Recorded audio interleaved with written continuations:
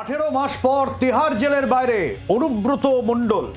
রাতেই মেয়ে সুকন্যাকে নিয়ে কলকাতায় ফিরছেন অনুব্রত। জি 24 ঘন্টায় এক্সক্লুসিভ সেই ছবি। অবশেষে তিহার জেল মুক্তি অনুব্রত। একদমই এক্সক্লুসিভলি সেই ছবি জি 24 ঘন্টায় দেখছেন। কলকাতায় ফিরে বীরভূমে যেতে চান অনুব্রতর কেষ্ট। এবং এই মুহূর্তে ঠিক কি ছবি উঠে আসছে আমরা জানবো। সরাসরি রাজীব চক্রবর্তী রয়েছেন আমাদের সঙ্গে। রাজীব,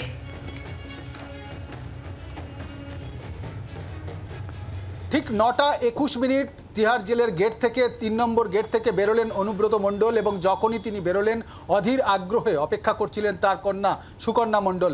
তিনি ছুটে যান অনুব্রত মণ্ডলের কাছে একেবারে জেলের গেটে। তিনি গিয়ে অনুব্রত মণ্ডলকে জড়িয়ে ধরেন, তিনি তার পায়ে হাত দিয়ে প্রণাম করার চেষ্টা করেন এবং তারপর অনুব্রত মণ্ডলের সঙ্গে যে ব্যাগপত্র ছিল সেগুলি তারা নেন এবং তারা সঙ্গে সঙ্গে কিন্তু ভিড় ঠেলে গাড়িতে উঠে পড়েন। অনুব্রত মণ্ডল কোনো মন্তব্য করতে চাননি।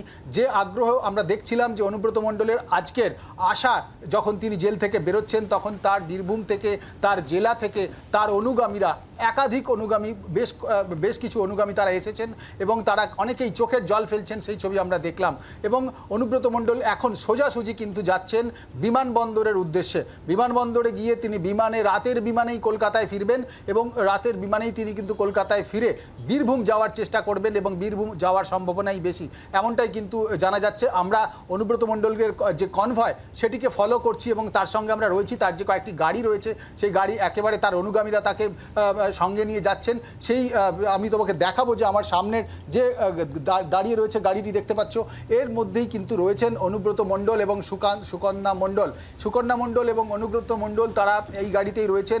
তিহার জেলের গেট থেকে দীর্ঘ অপেক্ষার পর যখন অনুব্রত মণ্ডল বেরোন তখন তার সঙ্গেই তার কন্যা সুকন্যা মণ্ডল তার কাছে ছুটে যান এবং অনেক আগে থেকেই দেখছিলাম যে সুকন্যা মণ্ডল তিনি এসে অপেক্ষা করছেন বাবার জন্য।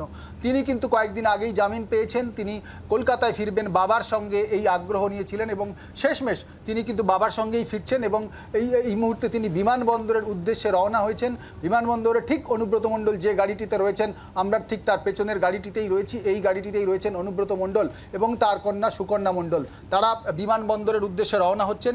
যে খবর আমরা পাচ্ছি, রাত্রি 2:20 বিমানে তারা কিন্তু কলকাতায় ফিরবেন এবং ভোর রাতে পৌঁছে সেখান থেকে সরাসরি তারা বীরভূম যাবেন, এমনটাই কিন্তু জানা যাচ্ছে। তার আইনজীবীরা এসেছিলেন, তার অনুগামীরা এসেছিলেন। যে অনুগামীরা আমরা দেখলাম বীরভূম ওই এলাকার, তিনি অনুব্রত মণ্ডলের জেলার পঞ্চায়েত সদস্যরা এসেছেন, ওই এলাকায় তৃণমূল কংগ্রেসের যারা অঞ্চল সভাপতি রয়েছেন তারা এসেছেন। অর্থাৎ দলের যে নিচুতলার কর্মীরা তারা বলছেন যে অনুব্রত মণ্ডল তাদের পিতৃতুল্য এবং তারা কথা বলতে গিয়ে কেঁদে ফেলছেন, কিন্তু কেউই ক্যামেরার সামনে কোনো কথা বলতে চাইছেন না। এই ছবি আমরা দেখলাম। আমরা জানি যে দীর্ঘ 18 মাস অনুব্রত মণ্ডল তিনি তিহার জেলে বন্দী ছিলেন এবং তিহার জেলে বন্দী থাকার ফল এর আগে একাধিকবার তার জামিনের আবেদন খারিজ হয়েছে, কিন্তু গত শুক্রবার তার জামিনের আবেদন মঞ্জুর করে রাউজ এভিনিউ আদালত। কিন্তু আইনি জটিলতায় সেই জামিনের যে নির্দেশিকা, অর্থাৎ লিখিত নির্দেশিকা, সেটি কিন্তু এসে পৌঁছয় শনিবার রাত 8:30 নাগাদ। আর তারপরে শুরু হয় আইনি যে সমস্ত প্রক্রিয়া থাকে সেগুলি, বেল বন্ড জমা করা এবং সেটার ভেরিফিকেশন করা, তারপরে রিলিজ অর্ডার বের করা, তারপরে গিয়ে সেগুলি তিহার জেল কর্তৃপক্ষের কাছে পাঠানো। এই প্রক্রিয়াগুলি মেটাতে কিন্তু দেরি হয়েছে এবং সোমবার আজকে যখন বেরোবার কথা ছিল, রাত দেখা গেল রাত একেবারেই 8টা থেকে বেরোবার কিন্তু তোড়জোড় শুরু হয়ে গিয়েছে। একে একে অন্য যে সমস্ত কয়েদিরা ছিলেন তারা বেরোলেন, তারপরে অনুব্রত মণ্ডল বেরোলেন ঠিক 9টা 21 তিনি কিন্তু বেরোলেন এবং বেরিয়ে তাকে দেখা গেল দৃশ্যতই তাকে শারীরিকভাবে অনেকটাই সুস্থ লাগছিল, যে খবর আমরা জানাচ্ছিলাম। বাংলার আওয়াজ, বাঙালির আবেগ, জি 24 ঘন্টা।